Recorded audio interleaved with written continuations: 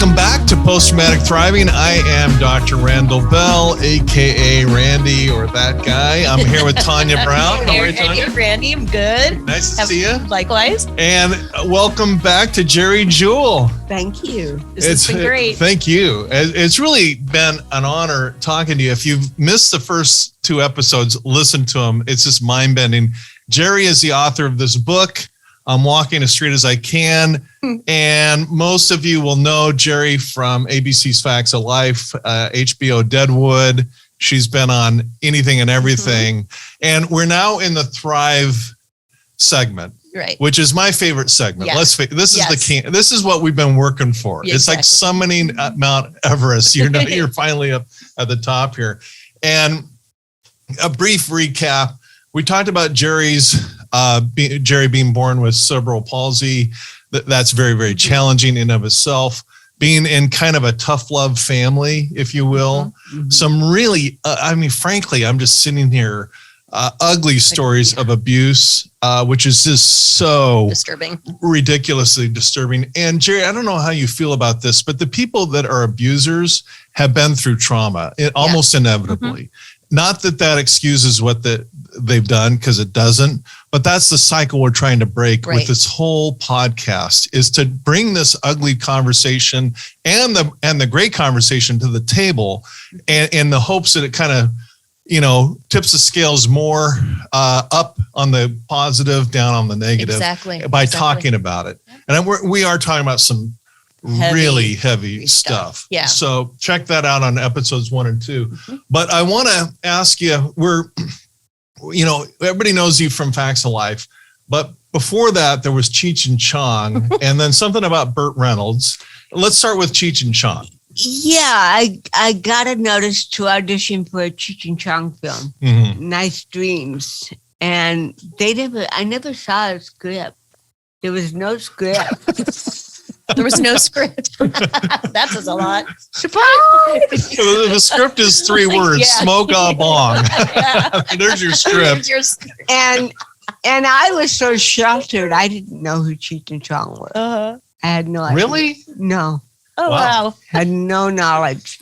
And my manager at the time, the bad guy, that he wanted me to do this movie because, of course, he can pocket 75% of my earnings. Right? How on earth does he get 75%? I don't want to go. All right. That's another episode. That's crazy. The 75% episode. All right. But anyway, Cheech and Chong had a problem. They had a vision to hire a bunch of people with disabilities on their film.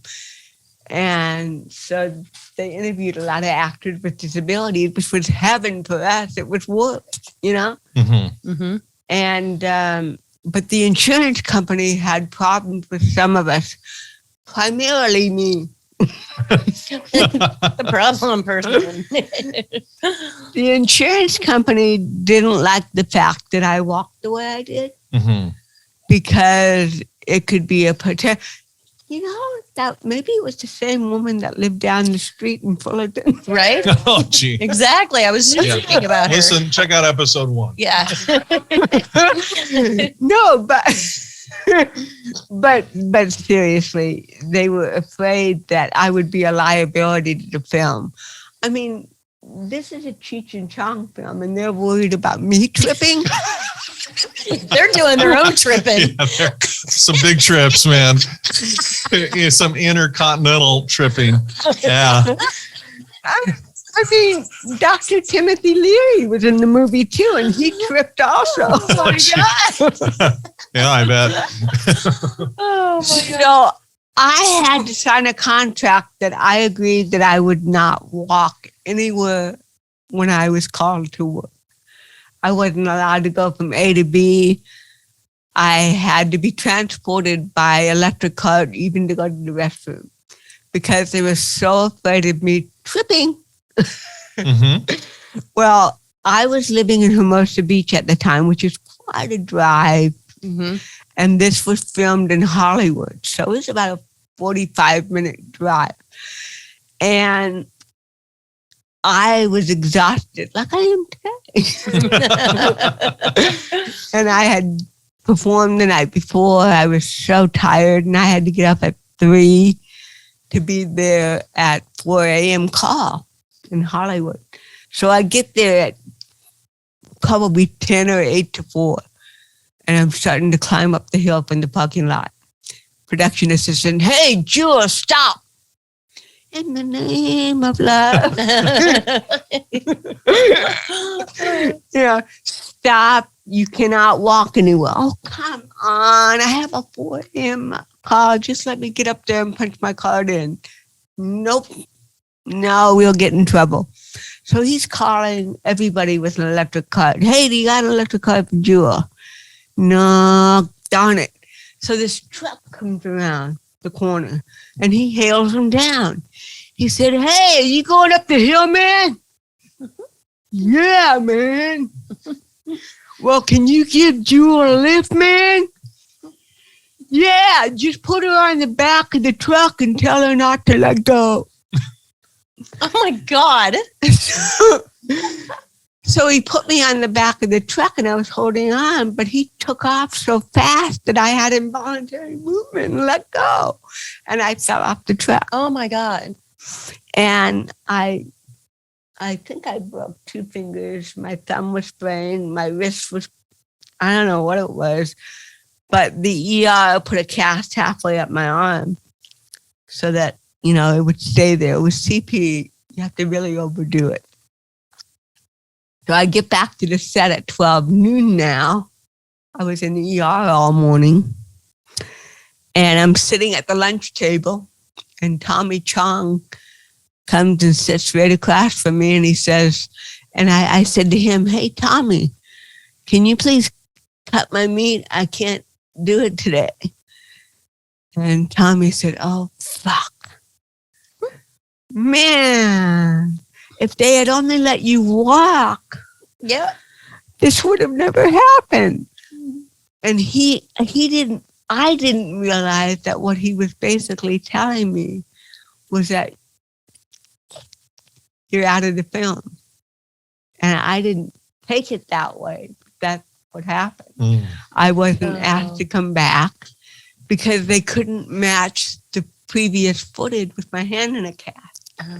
So they had to cut all the previous scenes that I did. And I had some great scenes. I was in a padded cell.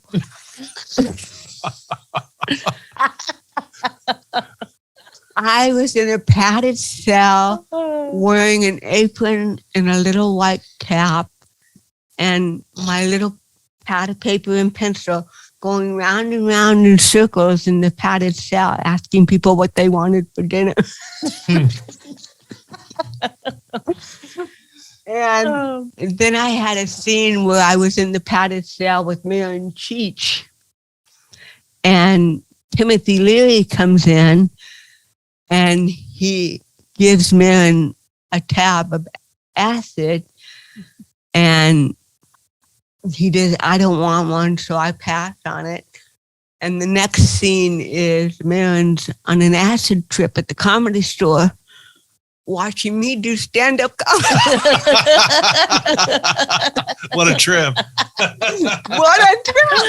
Oh, funny. All that got cut out. It was Oh. never in the movie. I just got film credit. Oh, that's too bad. No, it really wasn't, because I did Cheech and Chong in 79 and it didn't come out in the theaters until 81. Huh? I got Facts of Life after the Cheech and Chong film. So had the executive producers known that I had Cheech and Chong under my belt and I was going to come out in an R-rated film, Yeah. I wouldn't have Never been able gotten to it. do Facts of Life. Yeah. Interesting how that Bye-bye. works. Yeah. Blessing in disguise. A blessing Yeah. in disguise again. Yep. I Yeah. told you. Uh-huh. Yeah. And what about our buddy Burt Reynolds? Oh, yeah. This came a couple of days later after I fell off the truck. Just love how much And I love how you say an involuntary movement. No, I had an audition for Burt Reynolds. He was casting a play in his theater in Jupiter, Florida. And he wanted to see every actor with a disability because he was absolutely pro hiring people with disabilities in employment. He was so cool. So every actor with a disability, I mean, you're talking about probably 40, 50, 60 of us are sitting there waiting to go on stage and audition. Wow. So it's finally my turn. And I wasn't wearing my hearing aids. Couldn't hear a damn thing. And so I have the first line of the script. Partner has another line. And Burt Reynolds says, action.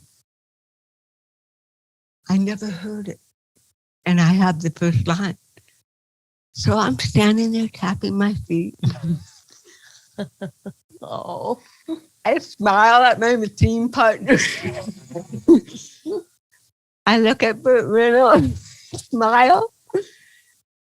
The room is silent. And finally, after about 4 minutes, I turned to Burt Reynolds and I said, what the hell are you waiting for?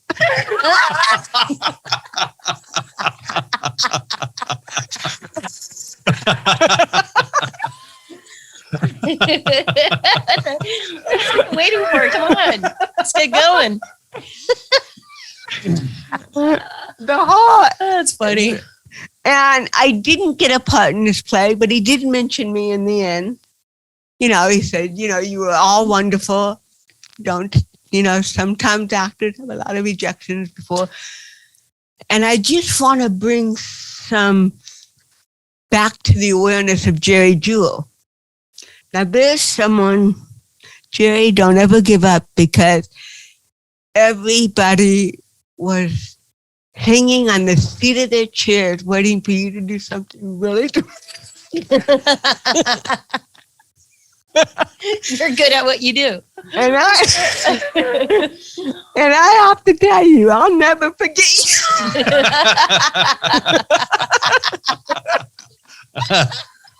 That's awesome. That is funny. Okay, so we got Cheech and Chong, we got Burt Reynolds, and Then Facts of Life. the Facts of Life. So Norman Lear saw you. The second annual Media Access Awards. Okay. And then cast me in Facts a couple months later, maybe 3 at the most. Tell us the moment when you found out. What happened? Well, of course, it's my manager who got 75% of my earnings. Unbelievable. Said, you know, you got Facts of Life. You're gonna be a star. You're gonna be blah blah blah blah. So they called the first episode Cousin Geri, and I had mixed feelings about that because I want, you know, ironically, I know this is gonna sound stupid, but ironically, I wanted to go into Hollywood and be famous so that people wouldn't ever mention cerebral palsy again. So that I could be all these different characters without CP. And it wasn't that journey at all. It was completely the opposite.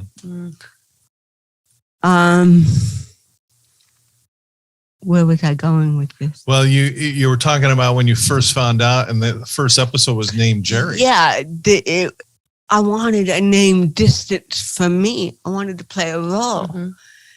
I want to be a stand-up comic. I'm a stand-up comic in real life. I want to be a role. Mm-hmm. But they were so in awe of me as a talent, as a person with what I did. They wanted to incorporate that. So it took me a while to appreciate the blessing of that. Yeah. Because I was young. So what I'm kind of hearing you say, Geri, is you wanted to be a TV star. You were a TV star, but you wanted it to have nothing to do with CP. Nothing to do with CP. And yet that's what made you, or I don't want to say that. That's wrong. No, you can say it. Well, no, but I'm saying the that's not career. what's made you a star. Your talent is what made you a star, but your disability was front and center. Well, I've been interviewed by a lot of talk shows over the years, and they always ask me, how I handle, cerebral palsy so well. Mm-hmm. And I said, well, I handle it because I have to. I said, if I had a choice and I could put cerebral palsy in my back pocket where nobody else could know I have it, you don't think I'd take advantage of that? Of course I would. Oh, yeah. I'd only let people see it when I'm in a disabled parking space. So you get front and center at Walmart. Right? Yeah. No, I'm kidding. Well, no, I'm not. Well, yeah, I mean, and just so, I mean, I always assume everybody knows this, but to be clear, you're the first person in the history of the world to land a network television show with a visible disability. With a visible disability. Yeah. I mean, there were actors upon actors upon actors who had invisible disabilities that we never knew of. Right. But someone like me right out in the open was brand new. And that's something interesting because there was some disappointment with Facts of Life in me, not me, but from the network and the producers, because they tried to get me an Emmy every single episode I did practically. And they could never get Emmy consideration, even though they spent a lot of money to put ads in the trade with my picture all over the place. And I believe that Norman Lear was right. You see, if they had made an episode of Facts of Life where it was very dramatic and people were crying, I would have got Emmy consideration. But because it was comedy, they didn't know what to do with it. It was like, yeah, but... So I was way before my time, but it was an amazing thing to have happened. I wouldn't have traded it for the world. I remember when I was in Washington, D.C., and this was in the 80s, and I had left my hotel to go buy some bottled water somewhere, and these kids were following me. And I got scared because kids that followed me when I was a kid were making fun of me. And I thought, oh no, not this. So I picked up my pace. They picked up their pace. I started running. They started running. And I got to the light totally out of breath and it said, don't walk. So I had to stand there. And the one kid is breathing really hard. And he goes, why'd you run away from us? Aren't you cousin Geri from Facts of Life? Oh. And I said, yeah, we just want your autograph. We love you. Oh, man. And that blew me away. Little kids wanting my autograph. And then the next thing I was asked to do was Sesame Street. Oh. Did you ever see my episode of Sesame Street? I don't think so. Tanya. When I was on Facts of Life, I think I was like 4 when that went off the air. Well, that's perfect Sesame Street. Right? when I was on Facts of Life, I was asked to do Sesame Street. This was 1984. And because I was a nightclub comic, they couldn't have that on Sesame Street. So they said, do you have any other skills that kids would like? And I said, yeah, I can roller skate. And the minute that left my lips, I thought, wow, not only do I have cerebral palsy, I have mental health issues. It's like, what am I thinking getting on roller skates? What am I thinking? And so they flew me to New York to film Sesame Street. And Carol Spinney, the puppeteer, Mhm. He was so excited because he saw me on Facts of Life, and he was so thrilled to work with me. He was the puppeteer inside Big Bird. And he was excited that I said roller skate because that's what he had trained himself to do in the Big Bird costume. Oh. So he said, oh my God, Big Bird can skate with Geri. Oh, the kids are going to love this. Oh. Well, when I went to New York, we had a run through, but Pops forgot the skates. So I just walked to my marks on stage and said my line and walked with Burt as he skated. The day of filming was the next day, and they remembered the skates. And the PA said, go out, that's your cue. You know your mark, you're the blue mark on the, stop at the blue. Well, I came from behind those curtains going so fast. I mean, really fast. And the first thing I noticed was, wow, what a short stage. Oh my God. And I had forgotten that I never learned how to use those rubber tips as brakes properly. So I thought, and I'm going there. This was a matter of seconds thinking. It's like your whole life flashed in front of you. I knew that either I was going to hit these parents and their 4-year-old, which could be traumatic for them, or I'm going to hit the camera, which was going to be expensive, or I could hit Big Bird. In my mind, Big Bird was the safest because he was soft, had a lot of feathers. Well, I ended up hitting him so hard that his head fell off. Oh, gee.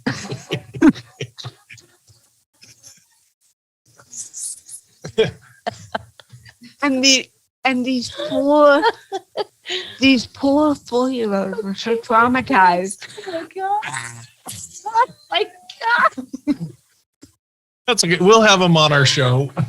Yeah, We'll right. process the You're throwing trauma. That is classic. Oh my God. Well, Oh. Carol. I bumped into Carol many years later, and he told me some inside info that I didn't know. He said I had to detach my head because if I didn't, you would have killed me. If I would have fallen completely over in costume, I would have been paralyzed or dead. Oh my God. So I let go of the head so that I could save my life. But granted, you are the only person ever that beheaded Big Bird. Big Bird. What a distinction. That's better than an Emmy. Oh my God, how funny. Deadwood is an incredible thing to have happened. And, you know, your show is based on overcoming trauma. And I was in a marriage that was failing. I was living separately from my husband. I was addicted to painkillers because I was in a lot of neck pain from CPE moving my head all over the place. I was barely surviving. And during this time, this was 1999. I had gone to Europe. I was working on a film and not in it, but contributing to the film. And even the producers, and I loved him. Oh my God. He knew that I was in trouble. He saw how skinny I was, and he knew that I was addicted to painkillers. And I honestly felt that I wasn't going to live much longer. But my last hurrah was to go to Europe. I had never been there, so I thought, okay, I'll go. And the irony of that is, even if it had been picked up in a film and they would have hired me full time, I couldn't have done it. I was too sick. And they knew that. So I was at death's door. And one night, I was so depressed, so sick, so weak. I called one of my high school teachers from special ed at Troy High School. I called Lane Moss, and I was crying. And I said, I can't do this anymore. I can't be a role model to millions of people. I can't even pay my rent. I can't even do marriage right. I can't do my life right. I can't. And he said to me, you know, someone who's known me since I was 15, he said, Geri, he said, first of all, you need to stop taking drugs. I said, I don't know how. I'm in too much pain. I can't. How will I live? I don't know, but you have to. You have to do it or you will die. Is that what you want? No.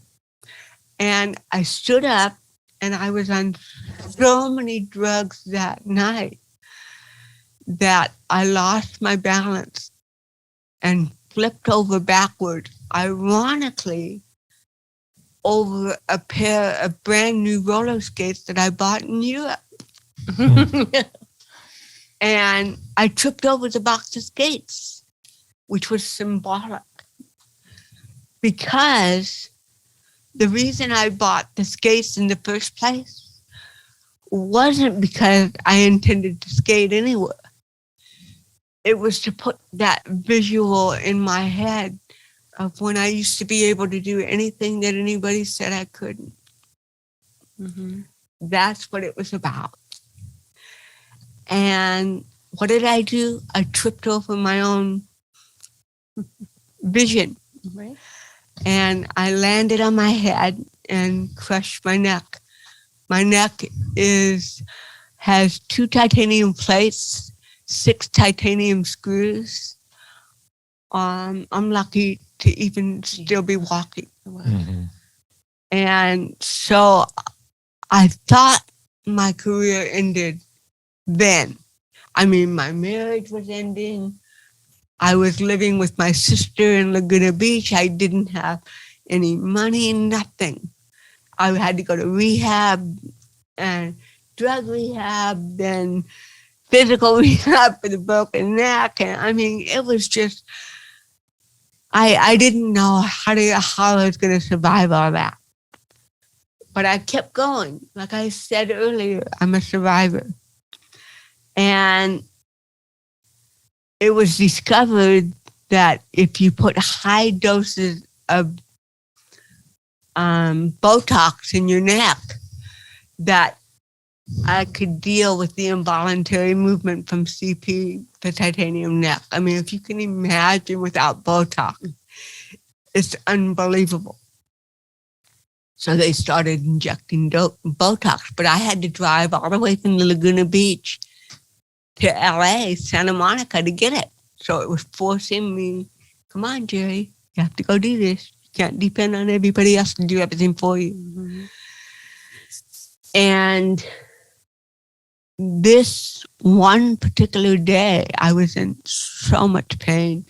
My pain level was through the roof. I couldn't even move my arms and I couldn't button any jeans. So I went to the drugstore with pajama bottoms on because I could just pull them up. And I thought nobody's going to recognize me early in the morning. No big deal. And I'm standing in line to pick up the Botox to deliver to the neuro doctor to inject in me. And this man turned around. He said, oh my God, you're Geri Jewell. And I really didn't want to admit I was who I was because I looked like total shit that morning. And I said, yeah. And he said, well, I'm a huge fan of yours. I love you. I've watched you over the years. And I said, well, thank you, sir. He said, what are you doing with your life now? I haven't seen you on TV. I said, well, I'm doing Botox now.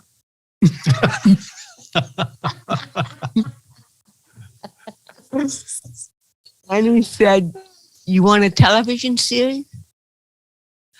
I said, look, I said, just because I'm in a pharmacy doesn't mean I'm on drugs. Don't you mess with my mind. He said, in case you don't recognize me, my name is David Milch, the executive producer of NYPD Blue. He said, yep. I said, well, Mr. Milch, I mean, I'm flattered that you like my work, but let's get real. I would make a real shitty cop.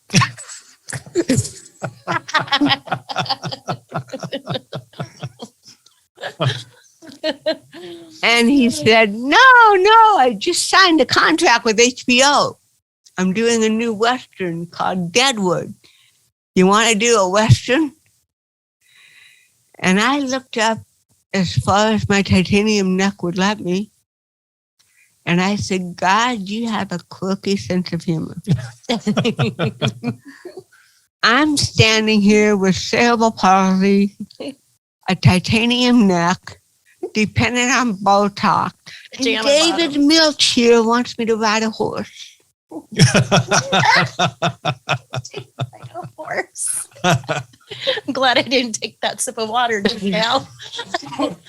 Oh my gosh. My sister Gloria was shocked. I came home, I told her what happened, and she thought, yeah, right. Uh-huh. Don't take it to heart. She was always protective. She didn't want me to get hurt. Yeah. But he was true to his word. I was the one that was a shit because what was it that I said that my friends were upset about? Oh, yeah. I said, well, see, when we were in the pharmacy, David Milch wrote his phone number on a prescription pad for an antidepressant. And he told me to call him. And all my friends and Gloria, call him. And my attitude was no. Because this is true. This is what I was thinking. I'm desperate. And if I call him too quickly, he'll know it. So I want it to be a call that, in about a week or two. So I called him and he said, I've been waiting for you to call. Yeah, well, I've been really, really busy. Getting Botox? Yeah, really busy. He said, you got the series. I just came out of a meeting. I'm in New York and you're going to be on HBO's Deadwood. So he was true to his word.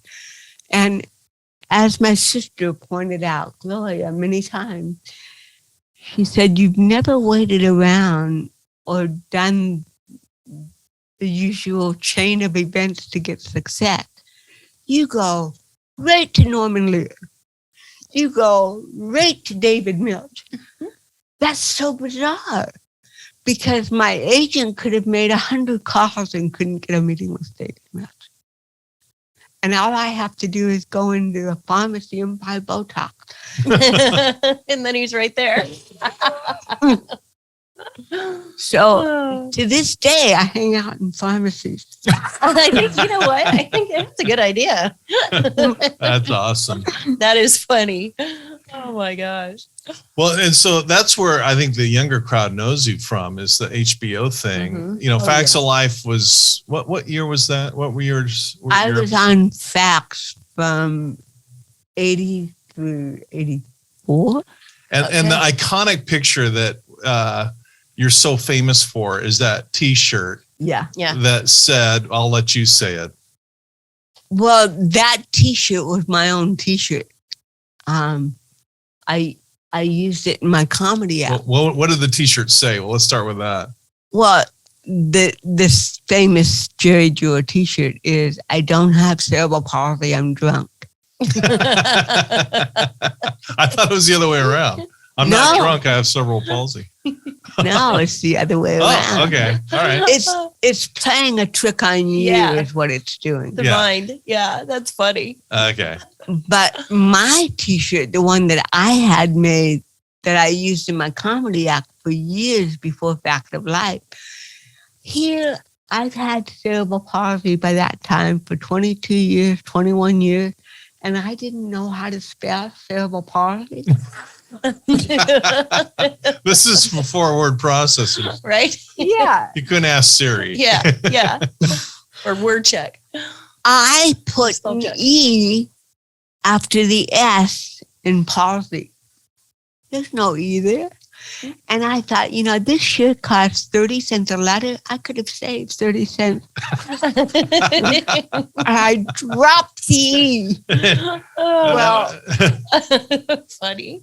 When I did Facts of Life, Wardrobe bought me 2 new t-shirts, the same one that I used in my comedy act. And when they showed it to me, I started laughing. I said, what's so funny? I said, well, you know how to spell cerebral palsy and you don't have it. And I have it and don't know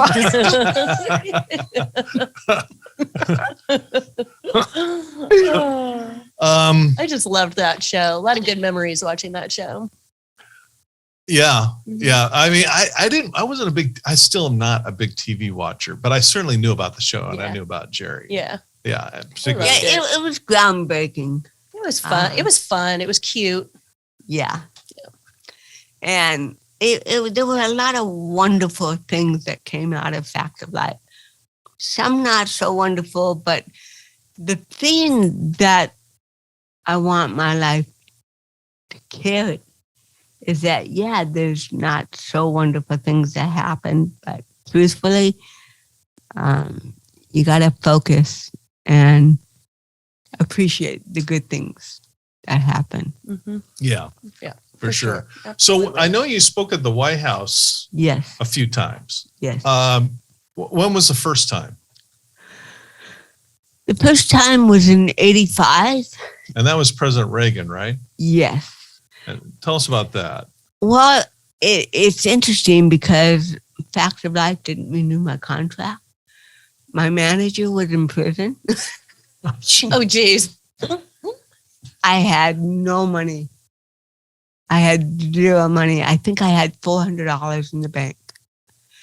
And they wanted me to do stand-up comedy for a special event that Nancy Reagan was a part of, and it was Inspire 85, and it was celebrating disability in the United States. And what a lot of the politicians didn't know was that I had a good friend on that committee. And she was calling me every night, telling me the conversations. And they went back and forth and back and forth. Yeah, we want Jerry Jewell back. We want Jerry Jewell back. And the problem was that a lot of politicians had problems with me. They said I was not a good role model, that I couldn't be trusted, that I was a loose cannon, that I told blue material on network television. And the only time I ever did that, and even Dick Clark was shocked, because it was a Dick Clark show.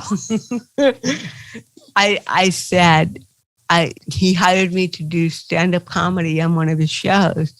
And the joke was,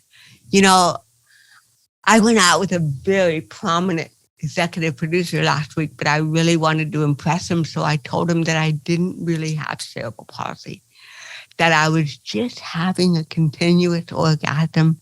Oh, The only problem is they never know when I'm coming or going. And this followed me everywhere to the White House. And so my friend calls me and she said, they're going to compromise. They're going to give you 2 minutes of comedy instead of 10 minutes of comedy. I said, that's the compromise? to go from 10 minutes to 2 minutes. Well, Jerry, just listen. Nobody wanted you here because of that questionable orgasm joke. Oh, brother.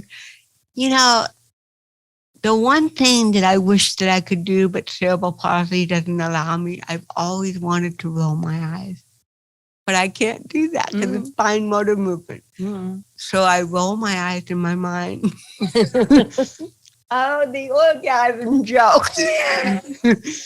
And she said, you'll never guess who came to your defense. I said, who? Nancy Reagan herself. You're kidding. Yes, and she was the one who suggested 2 minutes instead of 10. I'm telling you, Jerry, it was the only way it was going to happen.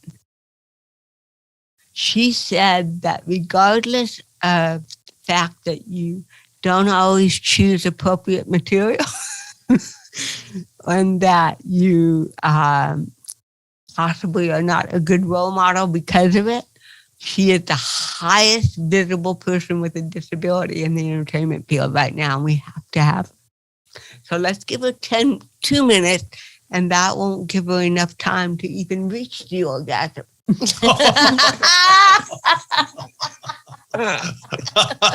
Okay.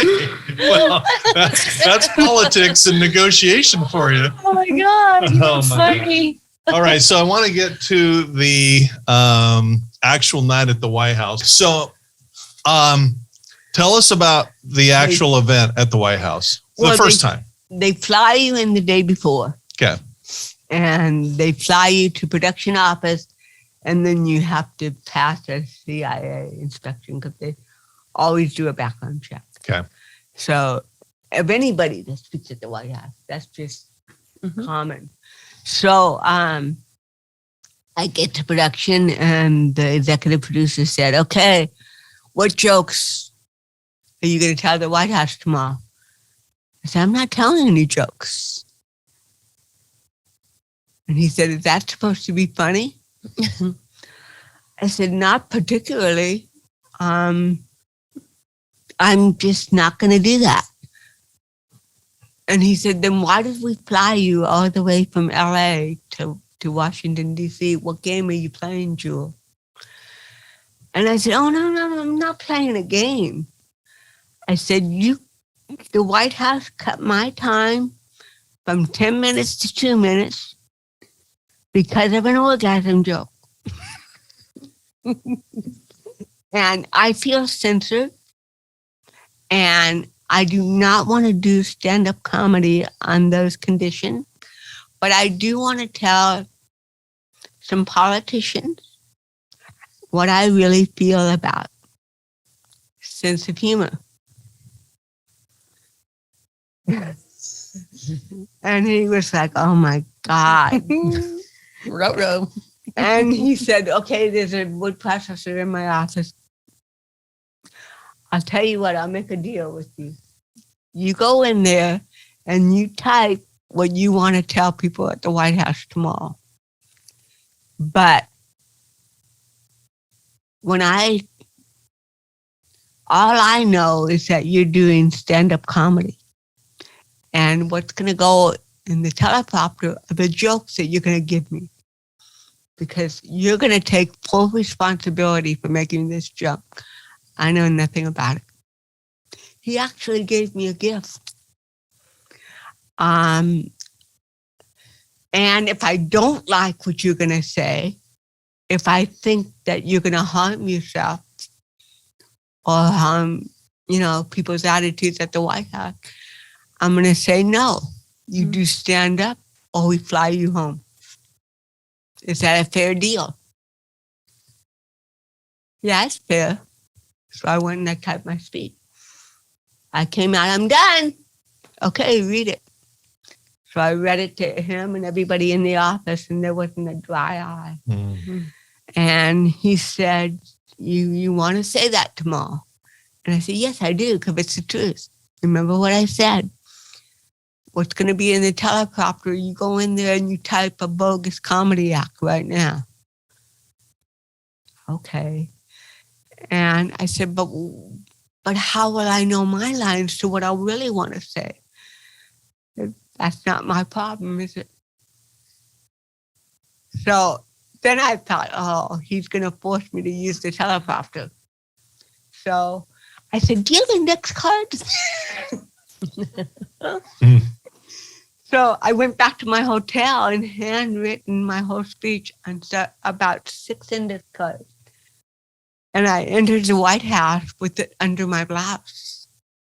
And the first person that greeted me was Nancy Reagan. I was so nervous. I didn't know my own CP strength. And she has tiny She's fingers. tiny. And when I shook her hand, I could feel her knuckles go. Oh. I clenched her knuckles. And she wasn't smiling in pleasure. She was smiling in intense pain. Oh. And so I went in front of the audience. It was my turn to go up. And I pulled the index cards out from under my shirt, put them on the, what do you call that? Podium? Yeah, I put them on the podium, and I could see everybody whispering to one another, oh, what is she going to do? What is she doing?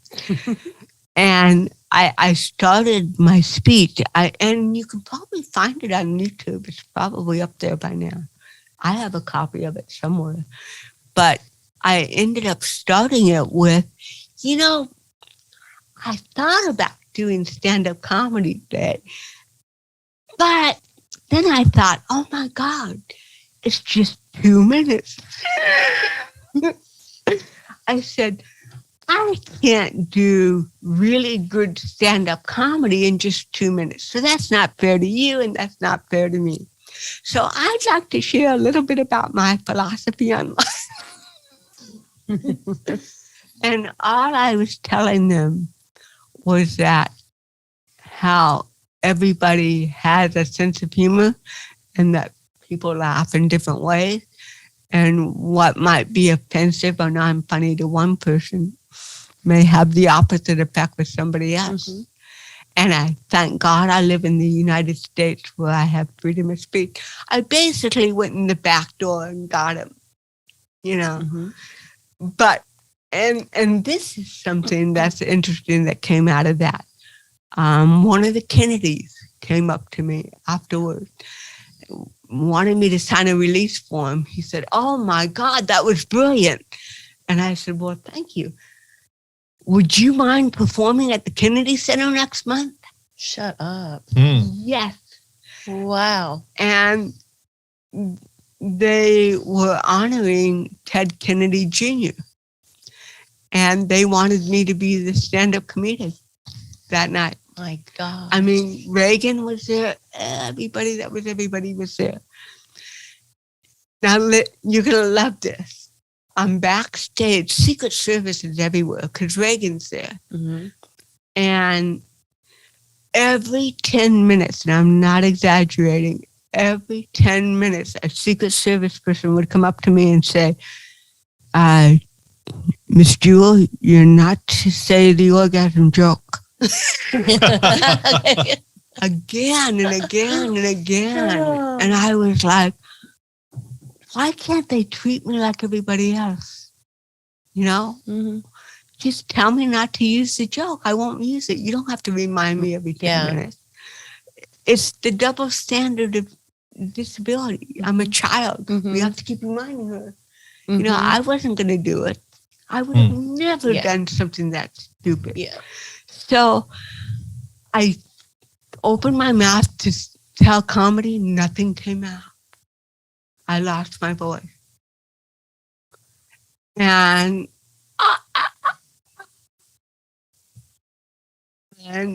I was mortified.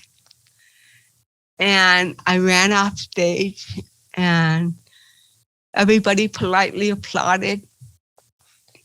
I went in the green room. I couldn't go back to my table up front. I was too embarrassed. So I went to the green room crying because I thought, I just humiliated myself. Why? Where was my voice? And Ted Kennedy Jr. who was honored that night, came backstage. And he came into the green room and he sat down next to me and he said, "You know, Jewell, I've been aware of you for a long time. And I've never known you to be speechless."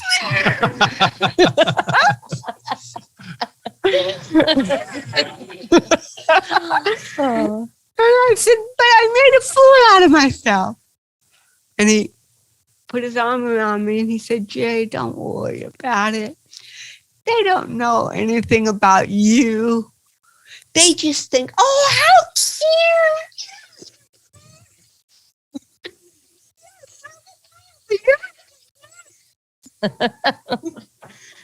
I said, "I guess you're right." I mean, he gave me more support and they were honoring him. Oh, that's sweet. That's a class act. Yeah, that is a class act.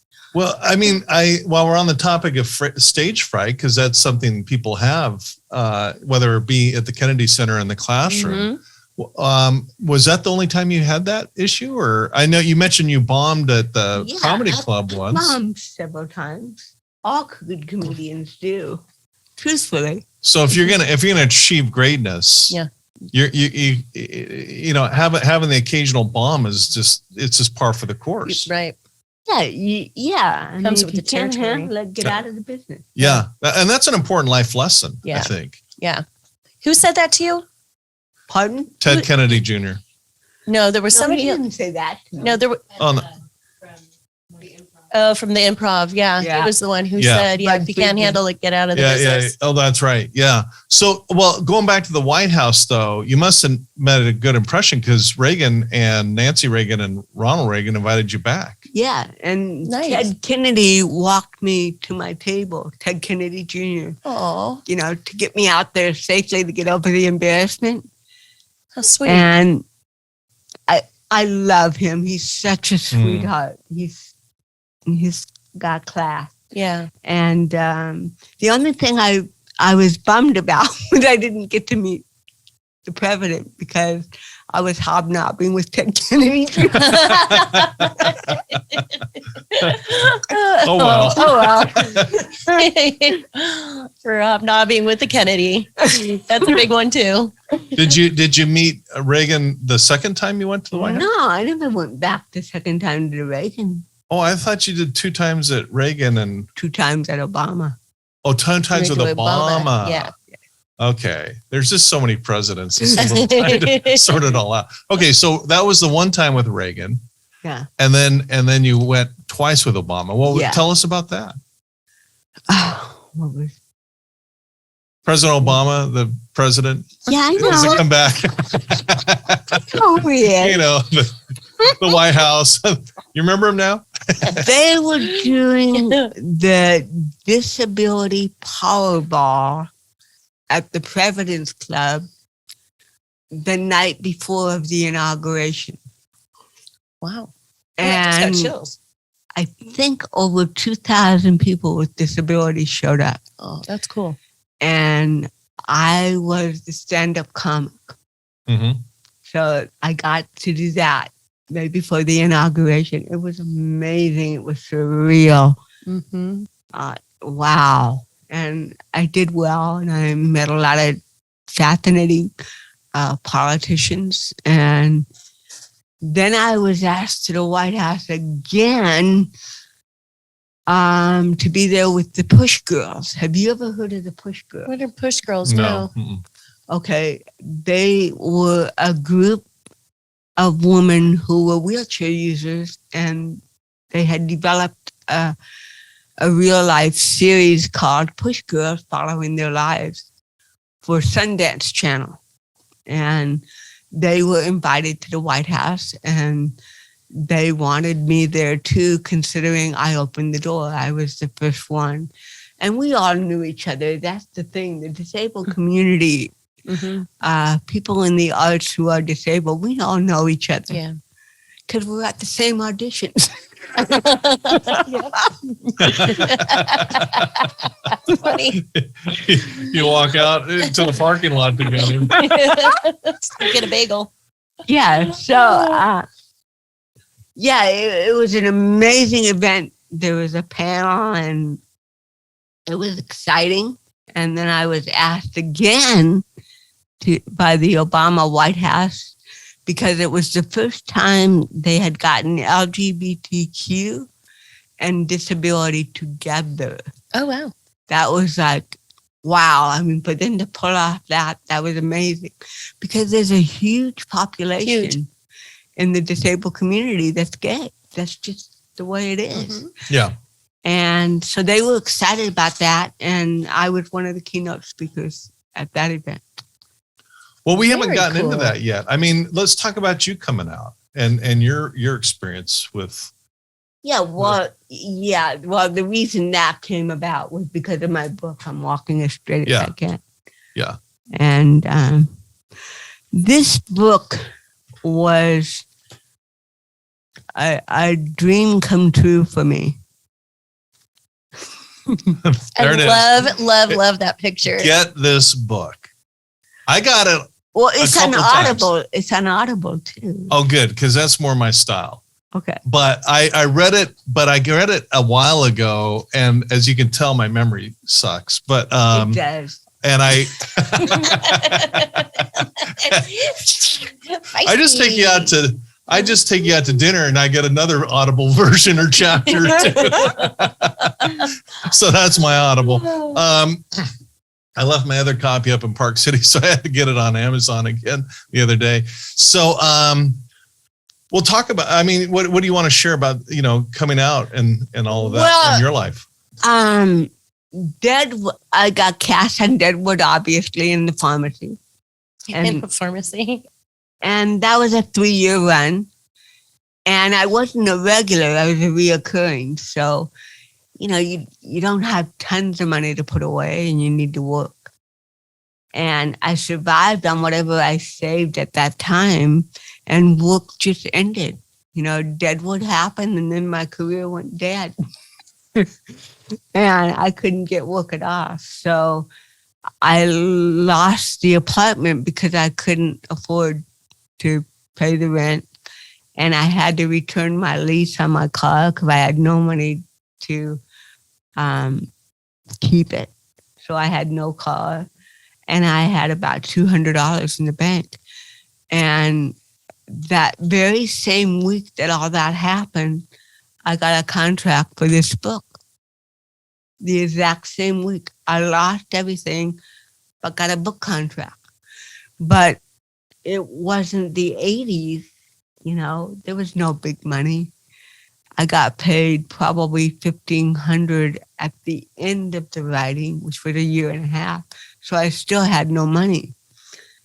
And my little sister Gloria saved my ass again. She was having her house renovated in Laguna Beach. So she was living with her fiance at the time at his home.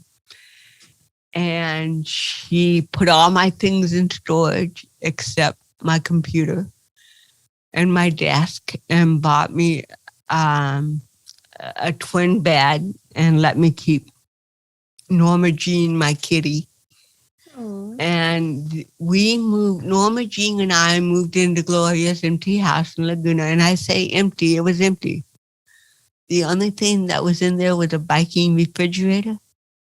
And in the morning at 6:30, the working crew would be there sawing and hammering.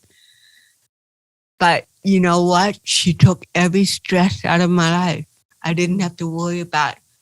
She bought me a used Mini Cooper. She gave me a credit card to buy food, and she let me live in her house rent-free. And so for 10 hours a day, I wrote that book religiously. I wanted to do it. That was my dream. And I did it. Because I felt at that time, not getting any work in Hollywood, what do I have to lose? I'm gonna write the truth about my life. I'm tired of projecting the fantasy, you know. It's been a very difficult life, but there's a lot of wonderful things too, and I want to make it balanced. I want people to relate. So Gloria gave me that gift to be able to finish that book. That's sweet. And one of the things you said, Geri, years ago, and I still remember it today, is here you are, easily the most well-known, famous disabled person on the planet, and you're having a hard time paying rent. And the point is that really hit me because, it makes me feel a lot of empathy for those disabled folks who don't have a sister named Gloria, and don't have the advantages. I mean, it's a pretty stark, sobering thought that here you are struggling. Imagine the struggles of millions across the planet. Where do they go? Yeah, and it's we're trying our best on this show to really share life skills to keep going and hopefully eventually thrive. Well, again, I had nothing. I had no employment. I had no money. Didn't have a place to live that I could call my own. My things were in storage. And yet, I was given this diamond, the gift of telling my story. Yeah. And that's a big gift. I mean, I am so blessed. I never feel sorry for myself. That's not an issue. Yeah, it's good. I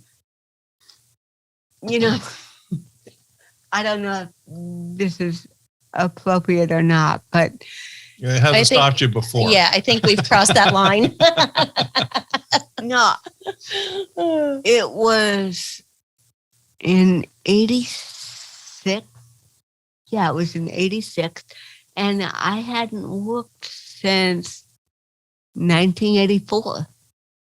And I did the White House and I still couldn't get a job. I had no money. And I flew to New York and had, I don't know what I was looking for, chasing some dream. And I was staying with some friends of mine in Long Island, and I was very depressed, so depressed. I bought a book called Jesus and Forgiveness, and it was in the middle of August, hot as hell. And I decide to take a train to New York City. I'm wearing shorts, a t-shirt. I have $20 in my shoe and a pocket full of quarters for Ms. Pac-Man. Miss Pac-Man. And my book called Jesus and Forgiveness, because inside that book was my friend's address so I could get home again. So I take the train to Times Square. Times Square. Sure. Yeah. And I get off, and I've been to New York a million times. I did comedy there for years. I thought I knew New York on the back of my hand. But I was so depressed. I wasn't paying attention to time. All I was doing was shoving quarters into Ms. Pac-Man. And then I realized, oh my God, it's getting late. I got to get back to Long Island. And this is where being hearing impaired can make you very vulnerable. I go in to get my ticket, and I screwed up. I couldn't figure out what train to get on. And I am hearing impaired, obviously. I wear hearing aids. It's not something you always know about me because it's kind of invisible, not like CP. But if I say I'm hearing impaired to someone, they don't slow down or speak up.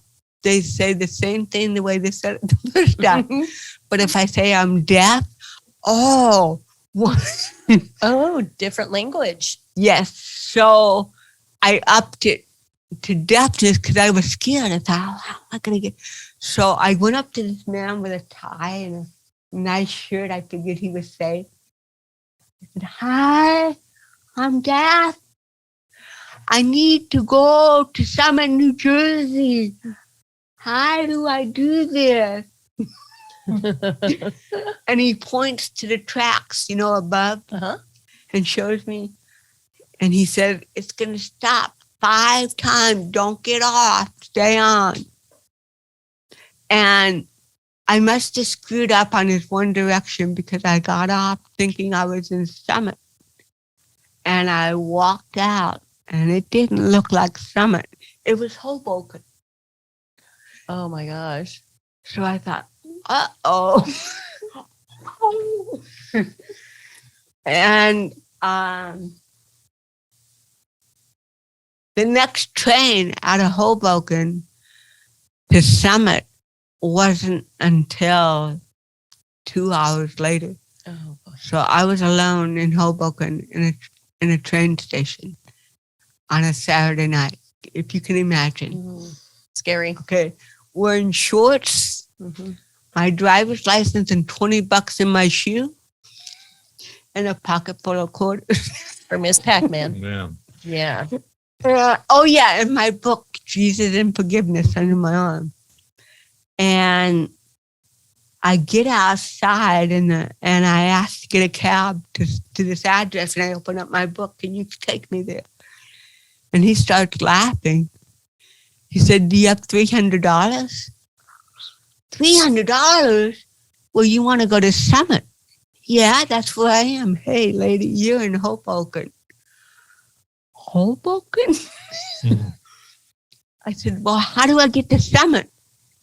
And he explained to me that there was another train leaving in a couple hours. So he showed me the train on the program. This is the train you want. And then he did the same thing with the other guy. It's going to stop, da-da-da-da. And it's getting late. Now it's like 11:30 at night. And I see this railroad worker walking around. I'm scared. I think, well, if I cling to him, nobody can hurt me. So I went up to him and I said, sir, I need to go to Summit. Can you please show me the train right now where it is so I can get on it before it moves? You want to get on it before it moves? I said, yeah. I said, I'm alone and I could get hurt out here. And if you lock me in a train, nobody can touch me. He said, oh, okay. So he shows me to the train. He opens the door. I thank him. I sit there and I'm pouring sweat. If it's 120 outside, it's 300 on the train. So I'm like, oh God, I have to do this because if I get off, I'm going to get killed or raped or whatever. And I'm sitting there thinking, how did I get in this situation?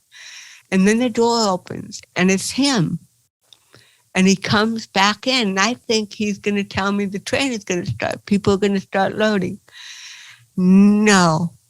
He sat down next to me on my seat and put his hands in my underwear, going back and forth. And I thought, here I am again. Why does this always happen to me? And I turned away from him because it was too ugly and painful to watch. And I knew not to scream because I figured that if I screamed, he could kill me. So I watched him through the reflection of his doing it in the window. And in that reflection, I saw the cover of my book, Jesus and Forgiveness. And I turned around, I looked at him directly in the eye. And I said, you know, Jesus does not like what you're doing to me right now. You would think this guy had terror in his eyes. He got so scared, he pulled his arms out of my pants. He gets on his hands and knees. He goes, I'm so sorry. I'm so sorry. Please forgive me. I didn't mean it. Please don't tell anybody. I'm so sorry. Will you forgive me?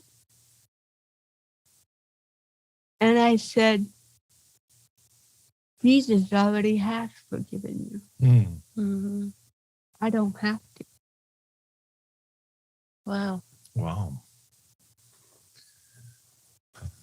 Wow. Man. And Thank God for that book. well, what ended up happening was the train eventually started, and I must have gone through 6 cars because I wanted to be right up front with the driver of the train. I was terrified at that point. Understandable. And then I upped the deafness even more. I'm deaf. Trying to get out the stomach. And they were so kind. I didn't tell on that guy again. My lips were sealed. And I got to Summit at a train station. No people except one person that was scaring the hell out of me. And I kept calling the cab service. Nobody would come because I still had $20 in my pocket, in my shoe, I mean. And so I called the police department. And I said, I'm at the Summit train station. I need you to come and get me. We're not a cab service, ma'am. I said, yeah, I know. I said, I've called your cab service many times. I have cerebral palsy. And I'm a woman and I'm alone, and cerebral palsy looks like I'm on drugs, and there's a guy in here that's looking for drugs. So if you don't get here real soon, you're going to have another problem on your hands. Mm-hmm. And they sent 2 squad cars, one for me and one for him. There you go. There you go. And they drove me home. Wow. But Okay. again, I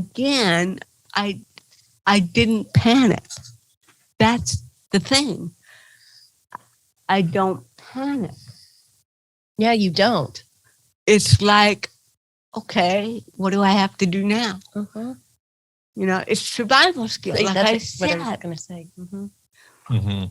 You've had to survive before you were even born. You had to survive. Yeah.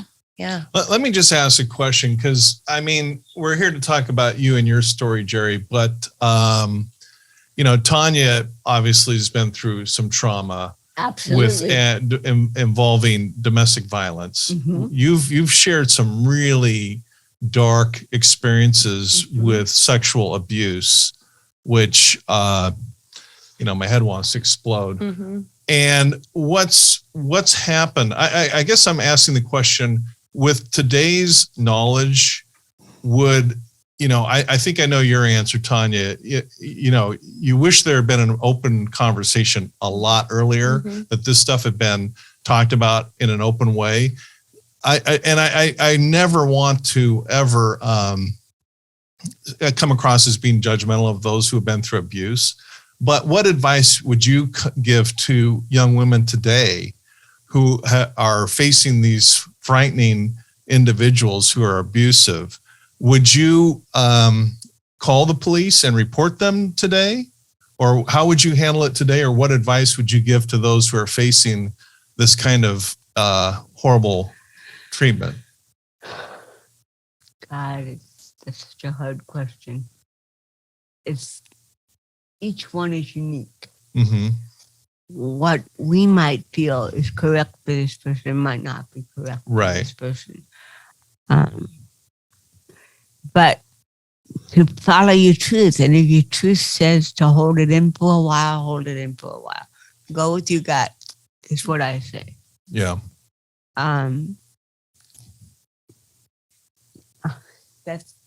It hasn't happened to me. I mean, I'm 65 now, and I think I'm out of the clear of any kind of. What I mean by that is I haven't been in any abusive situations. Well, Yeah. Yeah. I get what you're saying. I guess what I'm saying from kind of a clinical point of view, when abuse is happening, there's fight, flight, or freeze. Those are really your three options. Yep. You fight either then or later. You freeze, or you run. Mm-hmm. And with your disability, you really that kind of eliminates one of them. The plain forget. Yeah. Forget it.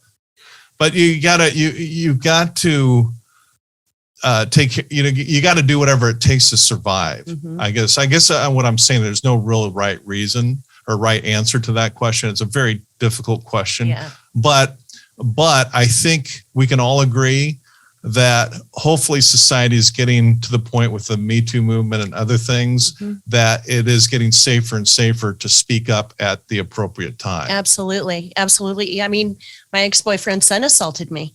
I had to call San Clemente police like 4 times. So I did the flight, the freeze, and what's the other one? Fight, flight, and freeze. Yeah. I mean, I did it all within probably every day within like 10 minutes at a time. I guess what I just want to say to the listeners when these ugly situations, I mean, it's just, fortunately I was taught by parents that said, to respect women, respect everyone basically. But there are individuals that don't have that philosophy. Yeah. But I take advantage of the fact society is getting better and people are being held accountable. Right. And always, go for that, but always obviously do what will preserve your life. Exactly. Yeah. So. Yeah. Okay. Well, you know what? For the first time in history on this podcast, we're not going to have one Thrive episode. We're going to have 2. We're going to take a break, and what kind of recap, we've covered a lot of territories, remarkable stories. And the thing is, we're not done. There's so many other experiences you've had, Geri, that are just so phenomenal. We haven't even gotten to, and they're really essential that we document.